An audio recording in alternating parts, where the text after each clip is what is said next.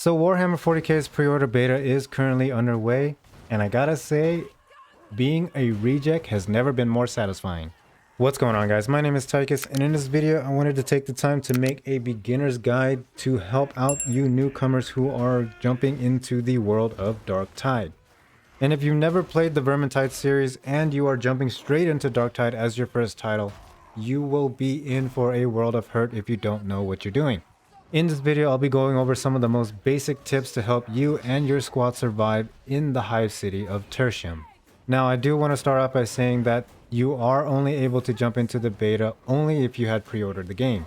Not only does this give players a chance to jump in and experience Darktide early, but it also lets the developers at Fat Shark prepare for the official launch date. Keep in mind that there will be some bugs or server issues at this current time, and Fat Shark is currently working to fix the game as we continue to play and encounter any of these issues. Okay, so let's move on to the tips for this video. And the first one on the list would have to be teamwork makes the dream work. Yes, ladies and gentlemen, Darktide is first and foremost a team cooperative game. You will not succeed in this game if you think like a solo player and run off doing your own thing. The heretics are going to put you and your squad's face into the ground if you act out selfishly. As a matter of fact, if you go running off separately from your squad, the game will recognize that and it will punish you by sending some more dangerous enemies at you. This is especially true when talking about the higher difficulties. The Sedition and Uprising difficulty levels don't really do a great job at teaching you this concept. However, once you hit the Malice and especially Heresy and Damnation difficulties, the game will make you want to stay with your squad at all times. Each class has their own unique talents and buffs that will benefit your team, most of which will require them to be within the coherency radius. So make sure you're paying attention to your squad mates and their positions. Make sure to stay together and survive while moving towards the objective. That is literally the name of the game. Tip number 2 would have to be communication. And guys, communicate, communicate, communicate. I cannot say that enough. Now, I know you might not have a microphone or you just don't like talking to other people. Well, you don't have to.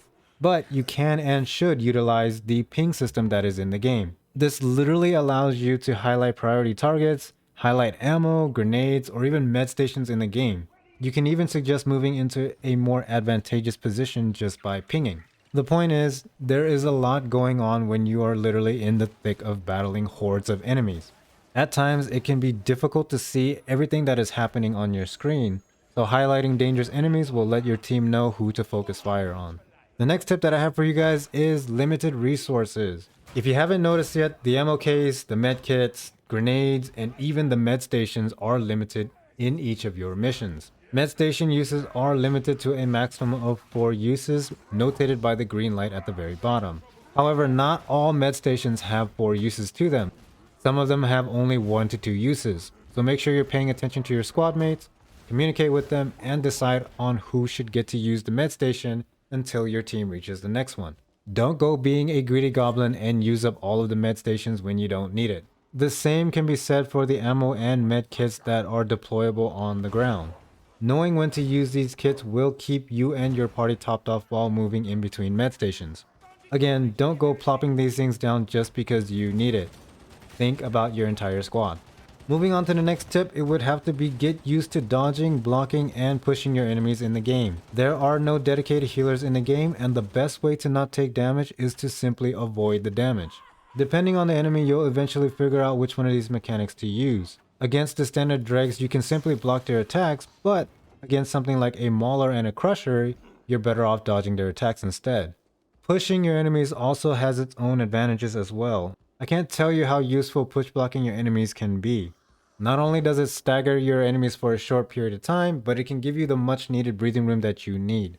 I personally use the push block in combination with winding up a heavy attack for a devastating blow and a knockdown. Dodging can also prove to be advantageous at certain times as well. Dodging can help reposition yourself into a better location during a fight. Let's say, for example, if you're getting swarmed in front of you, you don't want to turn around and run because enemies will literally hit you in the back. You can instead dodge backwards and attack what's in front of you. This is especially useful when trying to get behind cover from all the lavs firing off on you. Also, don't forget to use cover to your advantage as well. Enemy las units are the most dangerous enemies in the game. Make sure you get behind cover and take them out from afar. The last tip that I have for you guys is make sure you guys are pacing yourself. I spoke a little bit about this earlier on, but the game has a way of deciding what to throw at you and your party. Running off away from your squad can prove to be punishing, but also moving too quickly or moving too slowly throughout your mission can also cause the same punishments. Of course, I'm guessing this mechanic is there just to prevent any sort of speed running or turtle gameplay on your missions. You're gonna start noticing more hounds, trappers, or even the possibility of a plague ogre or the beast of Nurgle spawning at the worst possible time.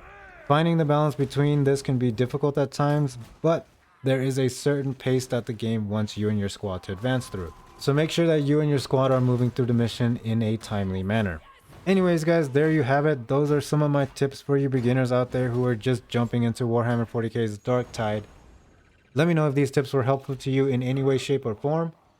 Also, make sure you subscribe to the channel, as I do plan on doing some build guides for the Ogre and Skullbreaker, as that is the class I will be mainly focusing on for now. But I wish you well in the depths of Tertium, and I will see you guys in the next one. Peace.